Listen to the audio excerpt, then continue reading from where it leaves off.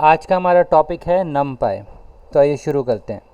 देख पा रहे हैं कुछ पाइथन लाइब्रेरीज जो हम डाटा साइंस में यूज़ करते हैं। उन्हीं में से एक है NumPy। बाकी हैं pandas, matplotlib, seaborn, scikit-learn and TensorFlow। NumPy क्या है? What is NumPy? NumPy एक पाइथन लाइब्रेरी है जिसका यूज़ करके हम एरेज़ की वर्किंग को डाटा साइंस में यूटिलाइज़ कर सकते हैं। इसका यूज़ करके हम लीनियर अलजेब्रा और फोरियर ट्रांसफॉर्म जैसे ऑपरेशंस को परफॉर्म कर सकते हैं। NumPy को क्रिएट किया था 2005 में ट्रेविस ओलिफेंट ने, और ये एक ओपन सोर्स प्रोजेक्ट है जिसको हम फ्रीली यूज़ कर सकते हैं without paying any fees. NumPy stands for numerical Python. NumPy को हम यूज़ क्यों करते हैं? एरेज तो हर लैंग्वेज में होते हैं, तो इसमें ऐसी क्या खास बात है?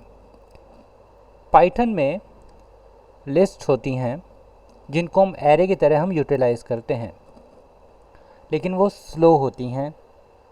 उसके पीछे क्या रीज़न होता है?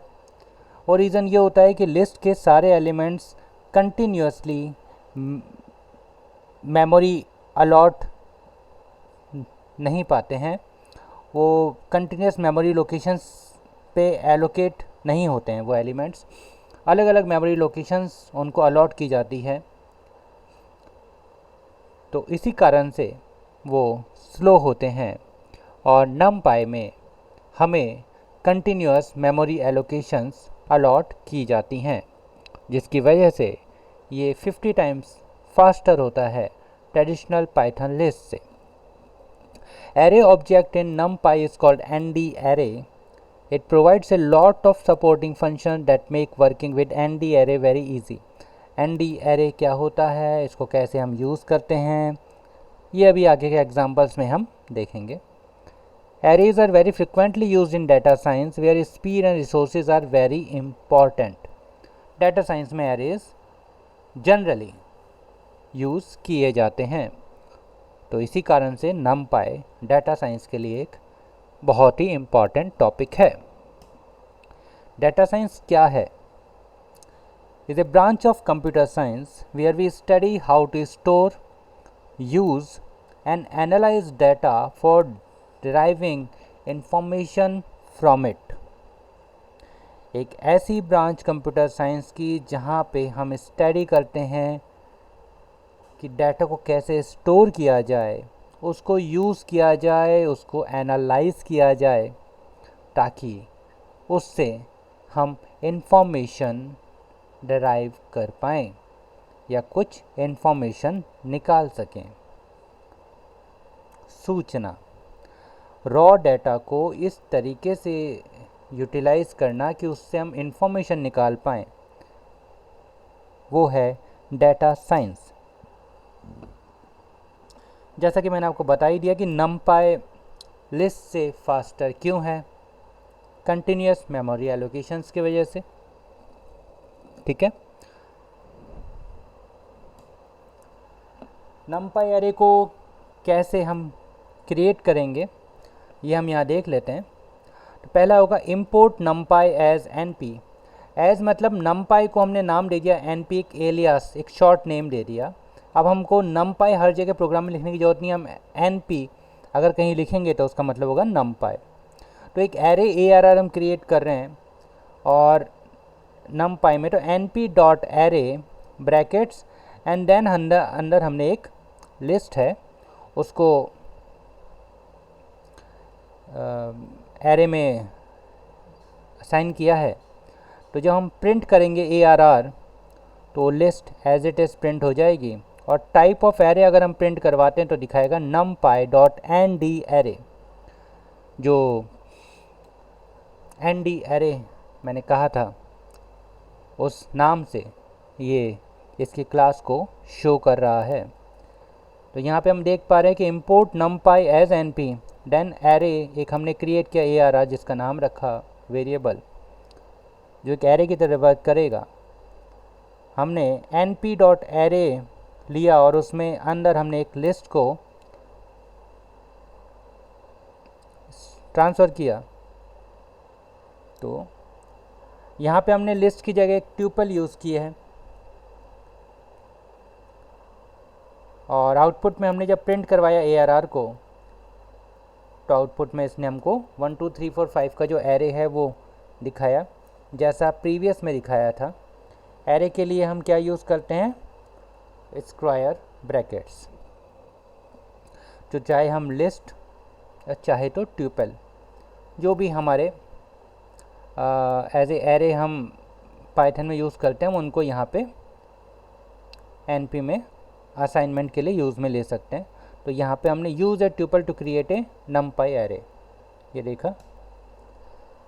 एरेज के टाइप्स, 0 डायमेंशनल एरेज, 1 डायमेंशनल, 2 3 4। आगे देखते हैं। 0 dimensional array that means single element, ठीक है। अगर सिंगल एलिमेंट है तो वो 0 डायमेंशनल एरे है। तो np.array 23 प्रिंट करवाया तो 23 हो गया। ये सिंपल सा एक एग्जांपल था। फिर बात होगी 1 डायमेंशनल एरे। 1 डायमेंशनल एरे जिसमें एक उसमें हमारे पास कई सारे एलिमेंट्स हैं, ये हमने पहले देख लिया था।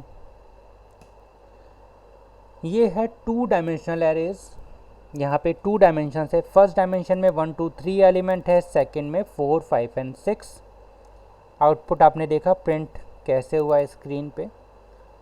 कंप्लीट एरे के लिए एक पूरे स्क्वायर ब्रेसेस, उसके अंदर फर्स्ट डायमेंशन के लिए एक स्क्वायर ब्रेसेस में 1 2 3 एंड सेकंड के लिए 4 5 6, और कॉमा हमारा हट गया है। ये 2 डायमेंशनल एरे है। An array that has 2D arrays as its elements is called 3D array। यहाँ पे आप देखें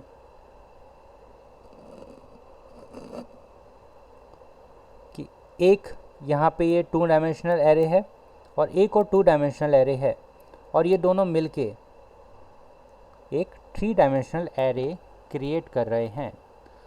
तो ये कहना चाह रहे हैं कि जिस एरे में एलिमेंट्स 2D एरे के होंगे वो एरे कहलाएगा 3D एरे, और जिस एरे में एलिमेंट्स 1D एरे के होंगे वो कहलाएगा 2D एरे।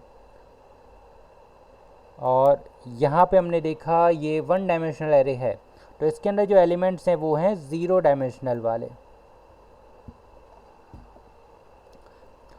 तो अगर एलिमेंट्स 0 डायमेंशनल हैं तो एरे है 1 डायमेंशनल। अगर एलिमेंट्स 1 डायमेंशनल हैं तो एरे है 2 डायमेंशनल, और जब एलिमेंट्स 2 डायमेंशनल हैं तो एरे है 3 डायमेंशनल एरे।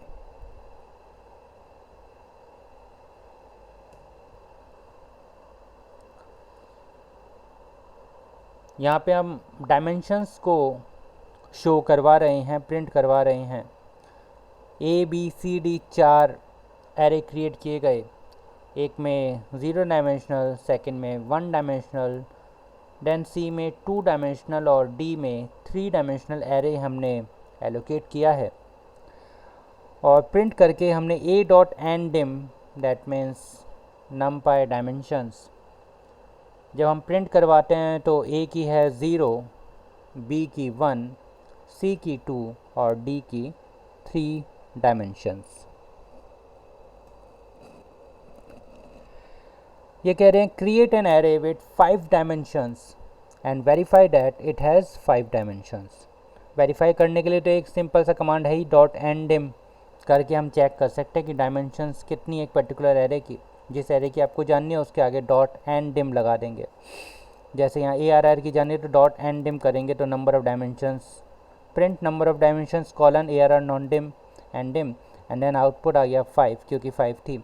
अब यहाँ पे जब क्रिएट कर रहे थे np.array और हमने 1 2 3 4, तो हमारे हिसाब से ये एलिमेंट जो हैं ये एक 1 डायमेंशनल एरे है, ठीक। लेकिन हमने साथ में दिखाया कि nDmin इज़ इक्वल टू 5, कि क्रिएट करना है 5 डायमेंशनल एरे।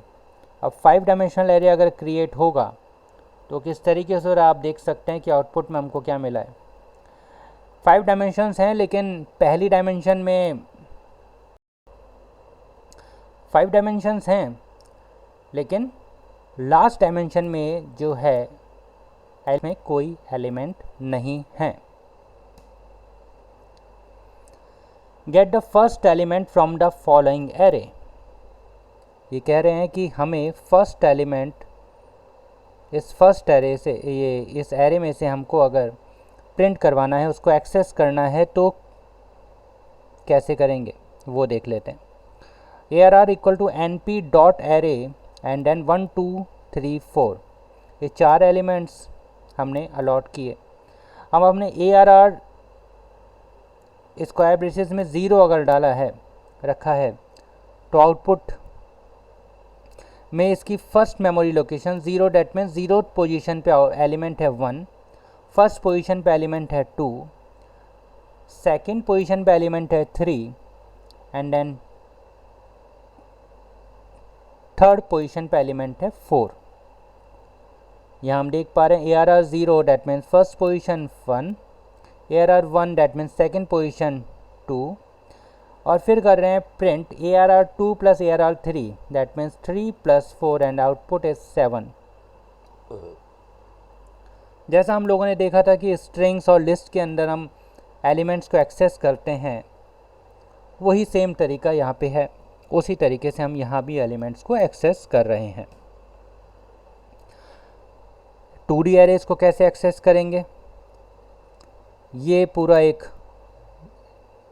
0th पोजीशन, ये first position, second element of first dimension.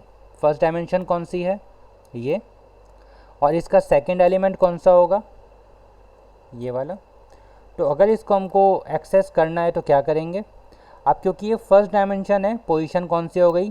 0, comma, क्योंकि ये 2D एरे है तो 2 आएंगे एलिमेंट्स। फर्स्ट डायमेंशन के लिए फर्स्ट के लिए हमने 0 कर दिया, और फर्स्ट डायमेंशन का कौन सा element? Second element. Second element that means first and second, कौन सी पोजीशन है? फर्स्ट। तो यहाँ पे लिख देंगे 1। तो ARR 0, 1 अगर हम करते हैं तो क्या होगा? फर्स्ट डायमेंशन का सेकंड एलिमेंट प्रिंट हो जाएगा, जो कि है 2। अब कह रहे हैं print the last element from the second dimension. यहाँ पे सेकंड डायमेंशन कौन सी है? First and then second, that means 0 and then 1। ये फर्स्ट पोजीशन, यहाँ डायमेंशन सेकंड डायमेंशन में 1 आ गया। लास्ट एलिमेंट के लिए हम सिंपल सा एक होता है -1, स्ट्रिंग में भी हम यूज़ करते थे, लिस्ट में भी करते थे, और यहाँ भी हमने इंडेक्सिंग में करेंगे जब NumPy में, तो -1 अगर हम लिखते हैं तो इसका मतलब होता है लास्ट एलिमेंट को हम टारगेट कर रहे हैं। तो last element of second dimension that means 1, -1, और आउटपुट हो गया 10। आज के लिए इतना ही। Thank you.